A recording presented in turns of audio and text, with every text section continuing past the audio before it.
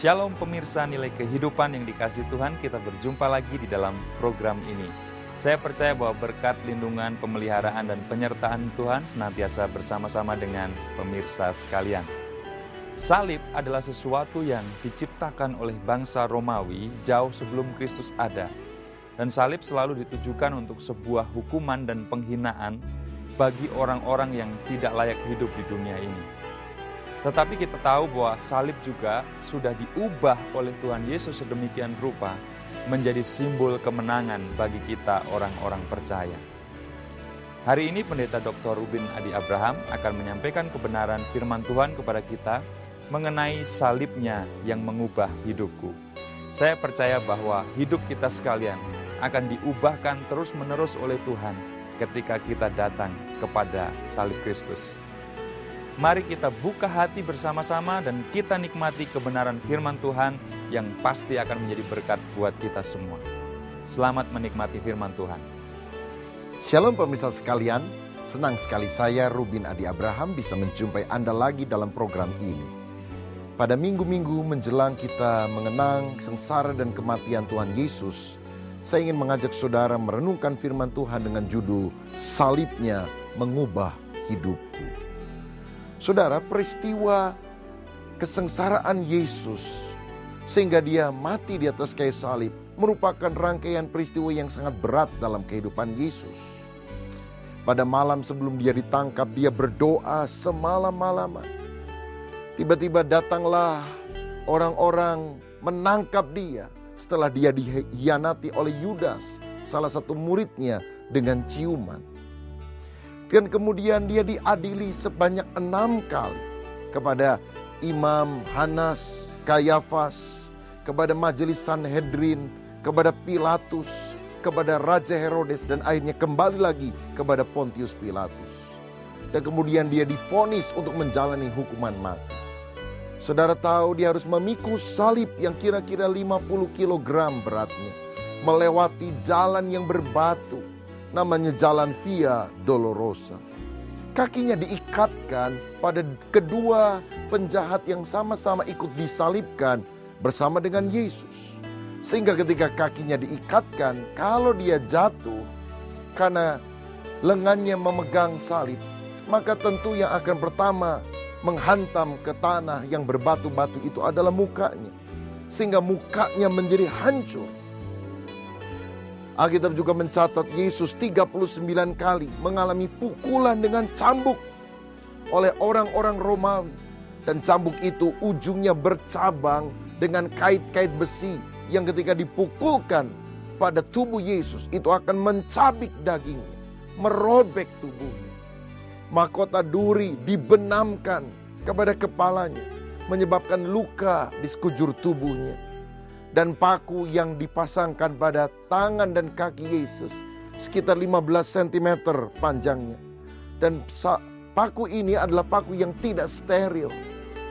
Dan paku ini bisa menimbulkan infeksi karena karat yang ada pada paku tersebut. Dan pada waktu dia disalib ditelanjang, menjadi tontonan di muka umum. Pada jalan di mana orang biasa lalu lalang. Pada terik matahari yang sangat menyengat, dia menjadi kehausan. Dia juga menggigil karena infeksi yang terjadi di sekujur tubuhnya.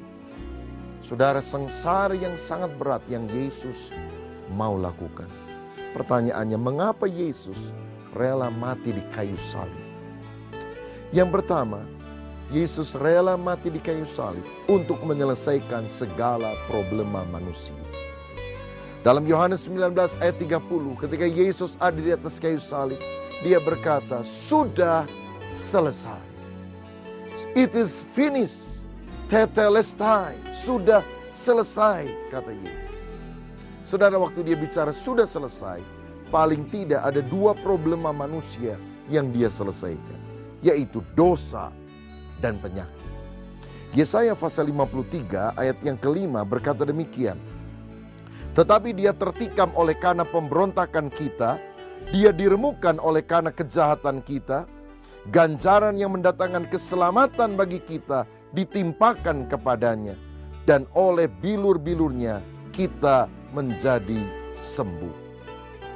Saudara, Alkitab menunjukkan bahwa Yesus mengalami sengsara supaya kita diselamatkan. Karena hukuman dosa telah ditanggung oleh Yesus. Dan oleh bilurnya kita menjadi sembuh. Yang pertama, Tuhan menyelesaikan masalah keselamatan. Alkitab mencatat manusia diciptakan sebagai makhluk yang mulia.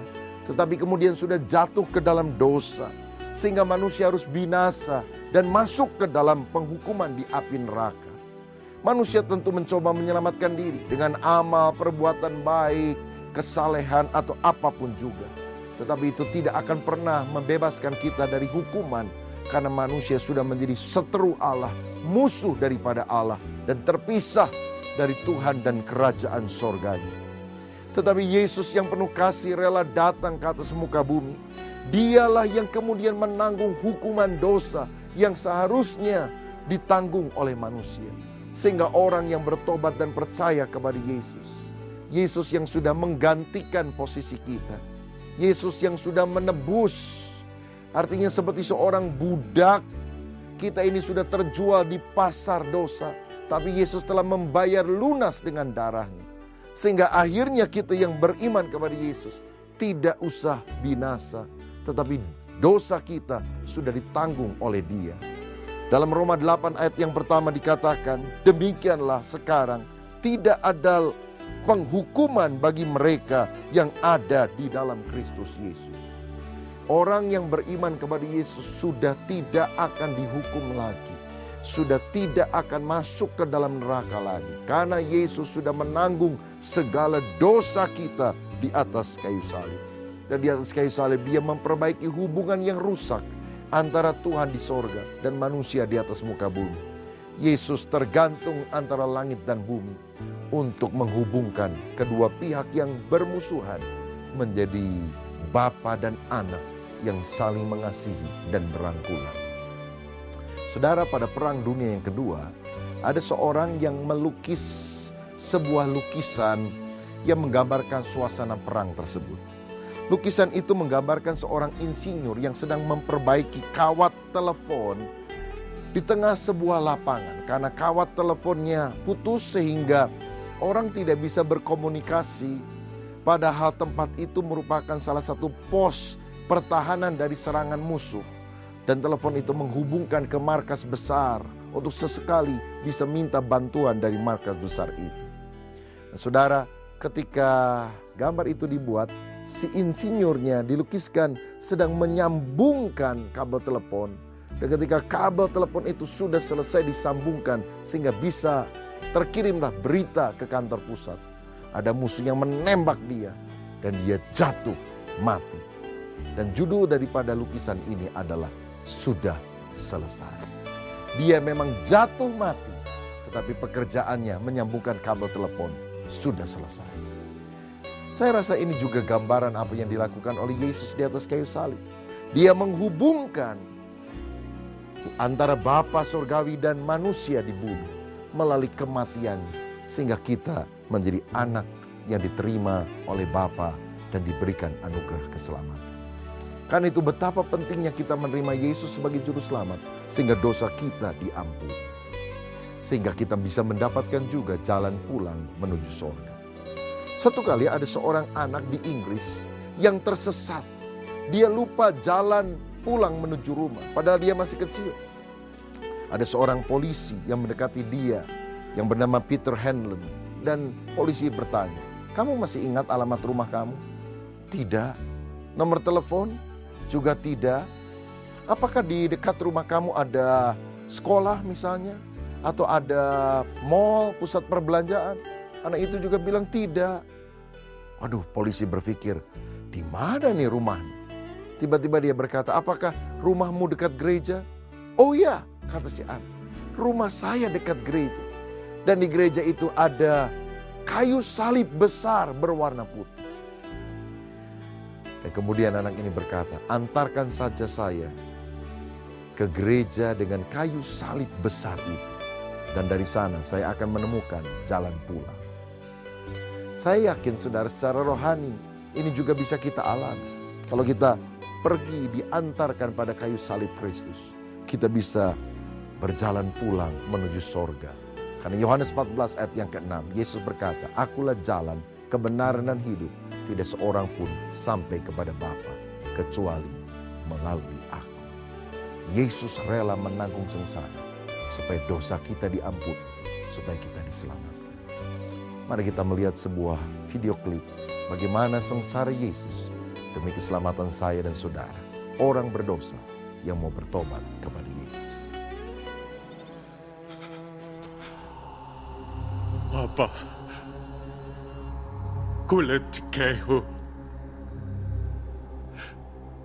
engkau, kostige demini, aken lakisfal, lewe di lakisfal.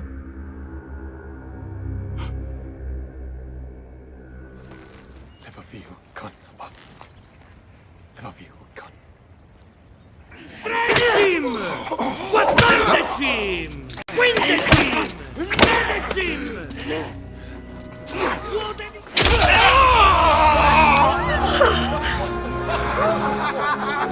Septendicim! Duodecim! Undecim!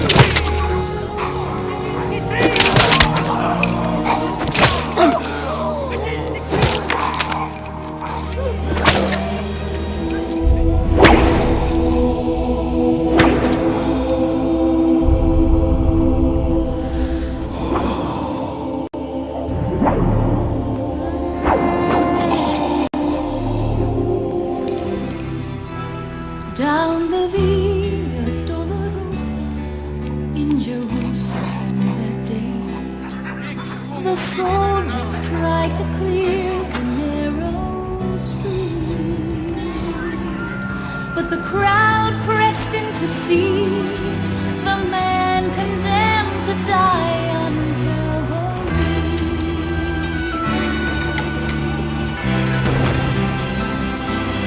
He was bleeding from a beating, there were stripes upon his back, and he wore a crown of thorns upon his head, and he bore with every step the scorn of those who cried out for his death. Down the Via Dolorosa, all the way of suffering, like a lamb came the Messiah, Christ the King.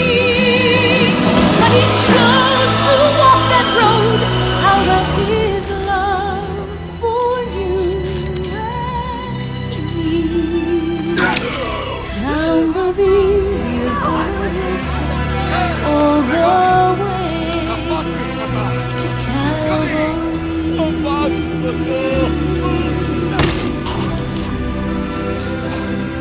Por la Via Dolorosa, triste día en Jerusalén, los soldados le abrían paso a Jesús, mas la gente se acercaba para ver al que iba a aquella cruz. Por la Via Dolorosa, que es la vía del dolor, como oveja vino Cristo, Rey y Señor, y fue Él quien quiso ir por su amor, por ti, por la Via Dolorosa, al Calvario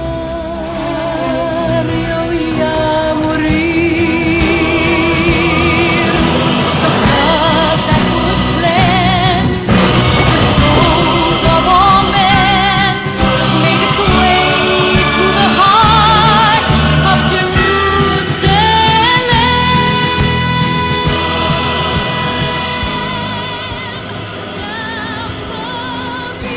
Ilahi!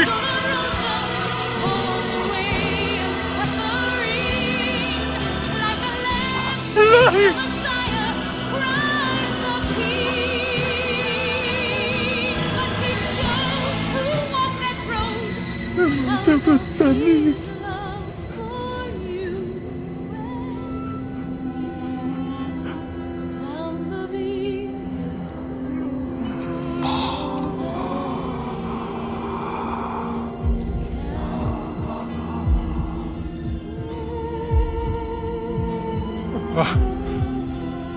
They're dead. Good.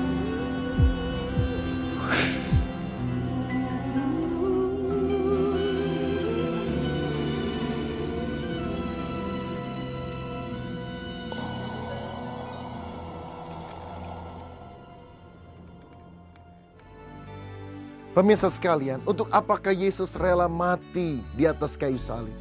Yang pertama, untuk menyelesaikan segala problema manusia.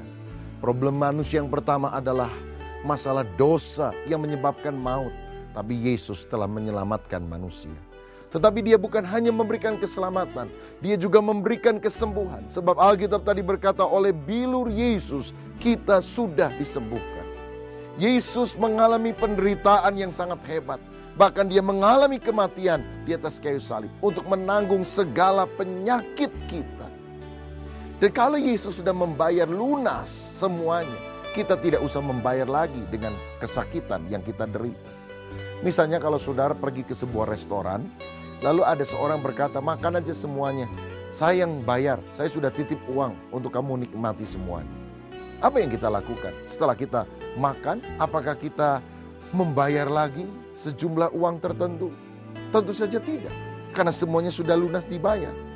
Begitu juga saudara, Yesus sudah membayar segala hutang dosa kita dan juga segala penyakit kita. Saya melihat betapa banyak orang-orang yang sakit, tetapi kita beriman kepada Yesus, dia disembuhkan secara mujizat oleh Tuhan. Ada seorang jemaat yang mengalami kanker darah selama 5 tahun. Sulit untuk disembuhkan, tapi waktu kita berdoa dengan segenap hati, Tuhan menyatakan mujizat. Setelah dideteksi, sembuh total oleh anugerah Tuhan, sampai sekarang sehat. Kenapa? Karena Yesus berkuasa menyembuhkan segala penyakit kita. Apapun penyakit yang saudara alami, percayalah dan berdoalah kepada Yesus supaya ada mujizat yang engkau alami. Yang kedua, saudara, Yesus rela mati di atas kayu salib bukan hanya untuk mengatasi semua problema manusia, tetapi dia juga ingin memberikan teladan penyangkalan diri kepada umatnya. Kita tahu pada waktu Yesus mati di salib, usianya masih muda, 33 tahun. Dan sebagai seorang muda, mestinya dia punya berbagai macam keinginan-keinginan yang mungkin belum terselesaikan atau belum tercapai. Tapi dalam Lukas 22 ayat yang ke-42, Yesus berkata demikian. Lukas 22 ayat 42. Ya Bapakku, jikalau engkau mau, ambillah cawan ini daripadaku, tetapi bukanlah kehendakku, melainkan kehendak-Mu lah yang terjadi. Saudara, ternyata Yesus memilih untuk mentaati kehendak Bapa, dan kehendak atau keinginan Bapa lah yang dia ikuti, bukan keinginannya sendiri. Berarti dia menyangkali dirinya supaya rencana Bapa yang terjadi dalam kehidupan kita. Yesus mengajarkan setiap orang yang ingin mengikut dia harus menyangkal diri. Artinya berkata tidak untuk hawa nafsu, berkata tidak untuk semua godaan dunia, dan berkata ya hanya untuk Yesus dan kehendaknya. Saudara, pilihannya sudah jelas sebetulnya. Kalau kita tidak menyangkal diri, kita menyangkal Yesus. Sebab kalau kita menuruti kemauan kita, berarti kita menolak mentaati kemauan Yesus. Mana yang kita pilih? Menyangkal Yesus atau menyangkal diri?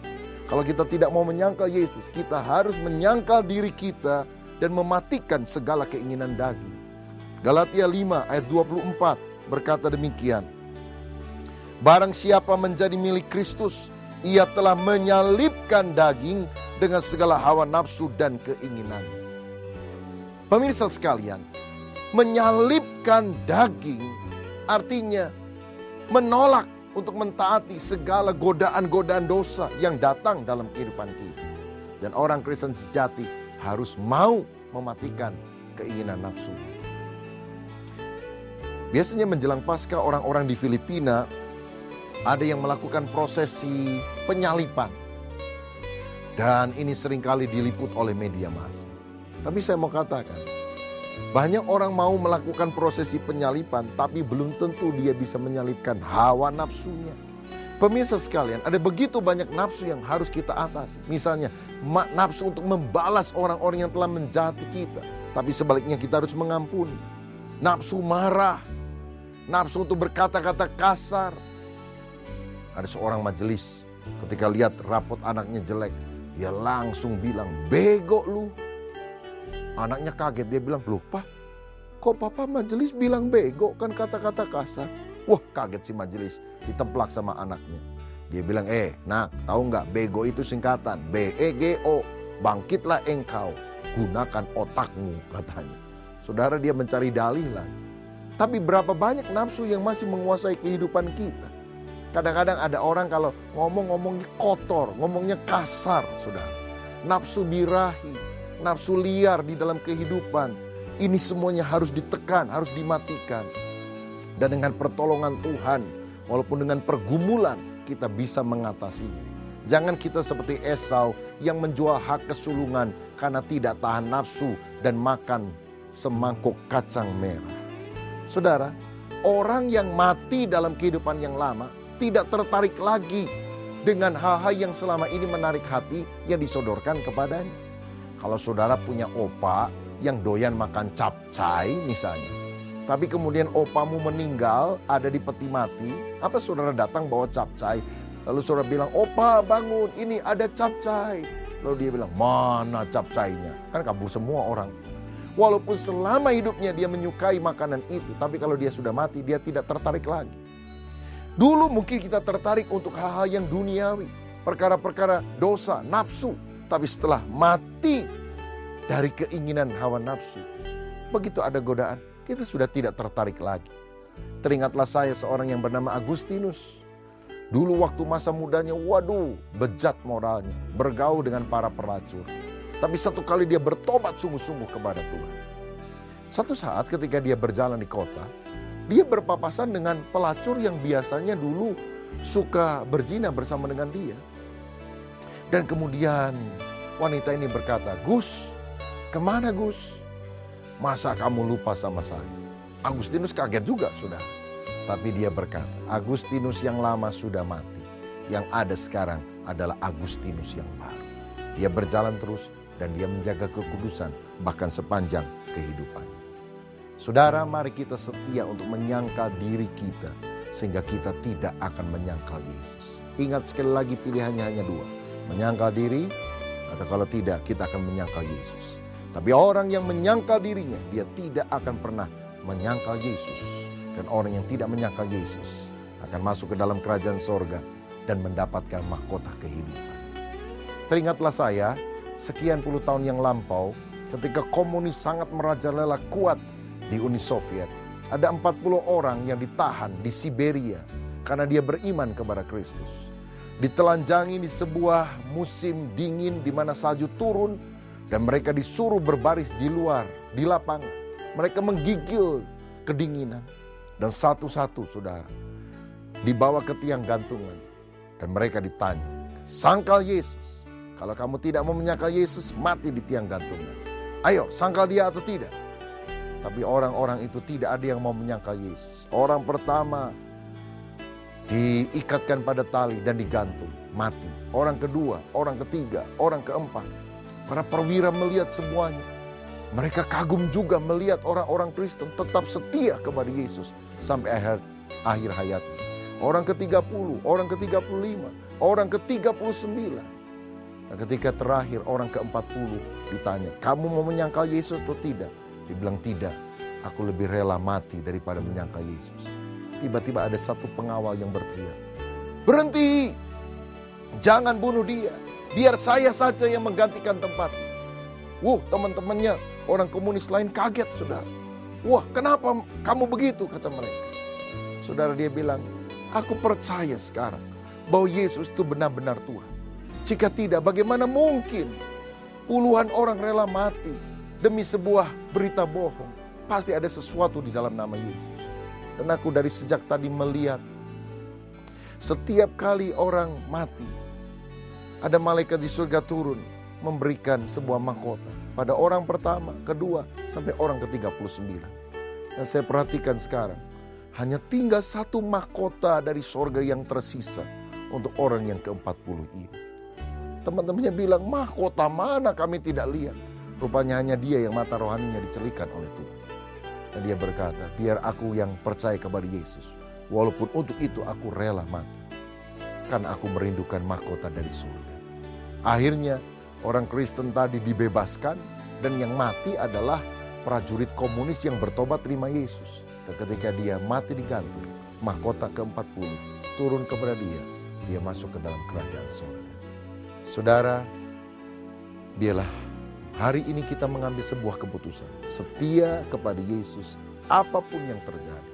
Karena Yesus telah setia, mati di kayu salib, menanggung dosa kita. Mari kita mematikan keinginan daging, menyangkali diri kita, supaya kita diterima oleh Bapa dan mahkota kehidupan tersedia bagi kita. Tuhan Yesus memberkati. Pemirsa, nilai kehidupan bagi dunia yang belum mengenal Kristus, berita salib adalah berita kebodohan. Tapi bagi kita yang percaya, salib adalah simbol kemenangan dan karya Tuhan yang sangat luar biasa di dalam menebus kita. Kita bersyukur kepada Tuhan karena dengan salib Kristus hidup kita diubahkan menjadi baru, menjadi lebih baik daripada kehidupan kita yang lama. Mari kita mensyukuri karya salib Kristus yang sudah mengubah kehidupan kita melalui doa bersama-sama. Mari kita berdoa. Bapa Surgawi, kami mengucap syukur oleh karena kasih setiamu, anugerahmu yang sangat luar biasa di dalam hidup kami. Secara khusus karena karya keselamatanmu melalui salib Kristus. Kami bersyukur karena salib simbol kekalahan bagi dunia, tapi diubah oleh Yesus menjadi simbol kemenangan, simbol sukacita, simbol di mana kami ditebus, diubah dan diselamatkan oleh Tuhan. Terima kasih Tuhan, karena kami menerima karya salib-Mu, karena kami menerima penebusan-Mu di atas kayu salib itu, dan membuat kami diperbaharui dari hari ke hari. Lanjutkan kasih karunia-Mu dalam hidup kami ya Tuhan. Dan biarlah pemirsa nilai kehidupan sekalian yang pada hari-hari ini mengalami pergumulan yang berat di dalam kehidupannya. Biarkan mereka semua datang kepada kaki salib-Mu untuk mendapatkan pertolongan. Pemirsa nilai kehidupan yang belum memiliki kepastian keselamatan di dalam hidupnya, hari ini Engkau sentuh dan jamah mereka, dan biarlah mereka membuka hatinya untuk kebenaran, untuk firman-Mu, untuk Yesus Kristus mengubah kehidupan mereka. Terima kasih Bapa Surgawi untuk karya salib-Mu sekali lagi. Kami bersyukur di dalam nama Tuhan Yesus Kristus. Haleluya. Amin. Pemirsa nilai kehidupan yang dikasihi Tuhan, kami membuka kesempatan bagi pemirsa untuk menghubungi kami melalui line telepon atau SMS yang bisa pemirsa gunakan untuk berbagi kesaksian, untuk sharing dengan kami, atau berbagi pergumulan doa. Hubungi nomor-nomor yang tertera pada layar televisi Anda. Sampai berjumpa pada program Nilai Kehidupan minggu yang akan datang. Tuhan memberkati kita sekalian. Amin.